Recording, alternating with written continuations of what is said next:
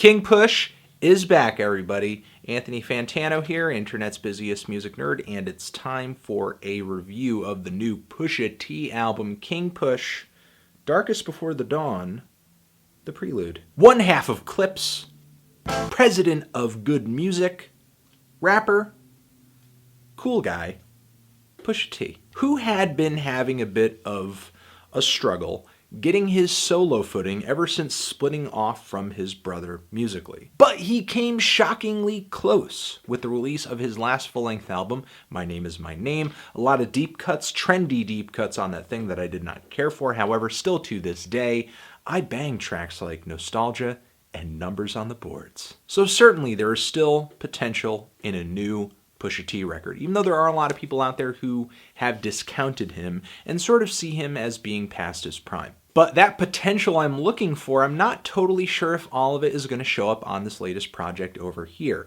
I did enjoy the lead singles teasing up to the release of this thing, but this thing is merely a teaser to the full-length album that Pusha T is supposed to be dropping next year at some point. So is Pusha going to reveal his whole hand on this new album over here, give us his all, and not really hold anything back for us to sort of be anticipating with his next album? Because I'm kind of getting the vibe of that off of this project, which in a lot of ways is kind of like a glorified mixtape. But still, a lot of the material here is pretty sharp and relatively no BS. Pusha T doesn't really give himself the time to fool around or do anything outside of his comfort zone, so as a result, this project is pretty no frills. The thing kicks off with a throwback to the days of Clips with the same narrator that I believe I heard on Hell Hath No Fury, asking Pusha T if he wants to be a drug dealer or a rapper, saying he has to pick one. And this is kind of the duality of Pusha T, the balance that he strikes on pretty much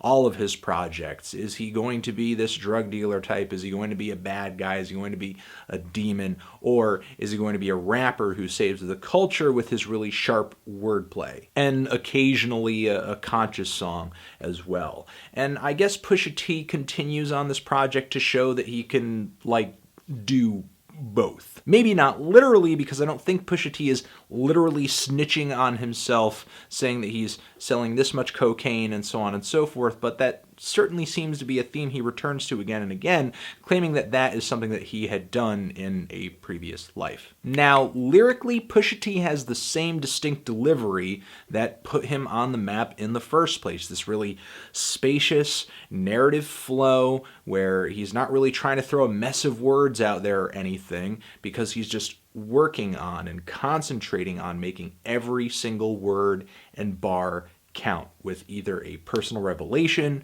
or some deep references or some kind of double or triple entendre. For one verse after another, Pusha T essentially gives us a bunch of bold bars and proclamations, like on the intro track here where he says, "Leave your conscience at the door," saying, you know, this essentially is not going to be any conscious hip-hop project or anything like that, saying we've got the monsters in the floor. I love the one line on here where he's talking about having hands in the white like chalkboards. As well as they take samples of them, I make examples of them, and this is a pretty great verse to sort of set the tone for the rest of the project. And the songs may be really straightforward with some pretty simple beats, but the percussion is kind of off-kilter and sort of progressive at points too. In a lot of ways, it kind of feels like we're getting a bit of a throwback to Clips era Pusha T. Once he went solo, I feel like Pusha T worked so hard to not sound like one half of Clips, but now it seems like he's more open to embracing his past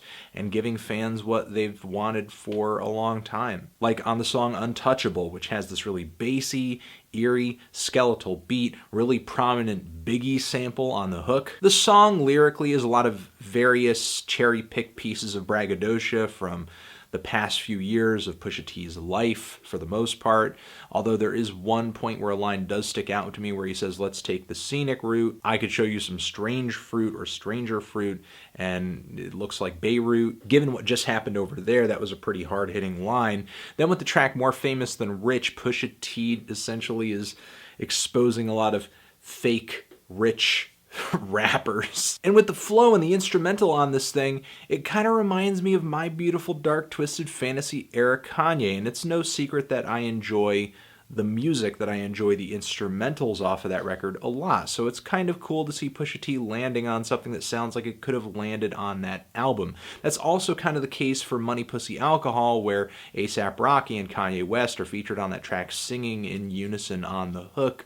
A little lazy with the Money Pussy Alcohol, but I don't know, it's kind of cute. It's kind of endearing. I like the hook. The second verse on this track from Pusha T, rapping about a girl who essentially was rejected by the guys in her neighborhood, who regretted it eventually when they saw her getting picked up by sports stars with tons of money and so on and so forth. I thought that verse was particularly poetic, but back to this more famous than rich track, the paid in full line toward the beginning of the track was killer, and the line about snakes walking on the concrete was amazing too, and how the rap fans are essentially getting hoaxed with all of these visions of models and cars and stacks and all that were essentially handed. It's like lifestyles of the rich and famous. Also, I love that one line where he says, no retirement plans, no Derek Jeters, we all know I did it, Rodriguez. Basically saying that, we all know that he sold drugs just like we know that Aaron Rodriguez used steroids. I could keep going on about a lot of these verses and a lot of these instrumentals. For a short project, I feel like there's an awful lot to say about it. Although there are a few hooks on here that I think are a little basic, a little undercooked, a little underwhelming, especially Kehlani on her hook toward the end of the album, which I thought was a little long-winded and just kind of clumsy. Though I think she's a capable singer, I just don't think the writing on that chorus was all that good. I also think the song Crutches, Crosses, and Caskets didn't really have that great of a chorus either, although still I cannot deny lines like banana clips for you curious Georges. That was pretty sick. Although, again, I think the lack of really defined and expansive choruses on this thing is all due to just how straightforward this project is supposed to be. I love the Timbaland production on the song Got 'Em Covered, which is easily one of the most hard-hitting beats on the entire LP, and it's so nutty and it's so kooky, it's really a Neptunes throwback. The Young Dolph reference, if you follow religiously any of the rappers whose videos are regularly posted on World Star Hip Hop, was pretty interesting. And then a series of bars talking about how rap fans or people who want to get into the rap game are following and admiring the wrong artists. And there was this wonderful line on this track where Pusha T said that you don't know he's a candle until he blows it, or he blow it. The song FIFA seems like another Clips throwback, and I don't know, I can't be mad at it. I enjoy the handful of Clips throwbacks that this project brings. This actually sounds like an older track, but sans Pusha T's brother, especially with the really playful guitar line on this thing. Pusha T is snide, he's nasty, he's charismatic as usual. I love the very eerie and urgent and grimy, kind of smoky and nocturnal track, Keep Dealing with Benny Siegel. That's great as well. And then the finishing track on here, which has a great chorus from Jill Scott, Sunshine, although I don't really know what was going on with the background vocals on that track. They kind of have this wonky, dissonant quality to them that I think kind of ruins the heavenly vibe of the track and sort of the really serene feel of the instrumental here. Though this track is not all serenity, it's actually more of a conscious and sad and somber, sobering, downtrodden track from Pusha T as he talks race, politics, Freddie Gray, and a plethora of other things to finish this project off. I feel like on My Name Is My Name, he hinted toward doing something more conscious on a few moments here and there, but it didn't really hit as hard as the more devilish tracks in the track listing here. But I can't say that's the case for this song. This is a really great ending to the album and definitely one of the more standout songs on the project. Pusha T definitely can move into this more conscious direction if he so chooses, and it will be interesting to see if he embraces that a little bit more when King Push eventually comes out. Again, I like this project a lot. It's definitely got me more excited for what's coming down the road than Wrath of Cain did previous to the release of My Name Is My Name, so I mean, I have no reason really to doubt what Pusha T is going to do at King Push at this point. This thing's in my phone. I'm probably going to be going back to it repeatedly because it really is that good. It really is that catchy. And in a lot of ways overall, I enjoy it more than My Name Is My Name.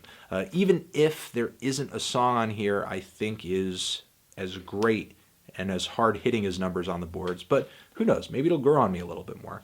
I'm feeling a strong 7 to a light 8 on this thing. Transition. Have you given this album a listen? 2015 album reviews are done. They're over. List week, classics week coming up. Album reviews will resume once again in 2016. You're the best. Anthony Fantano, music, fly!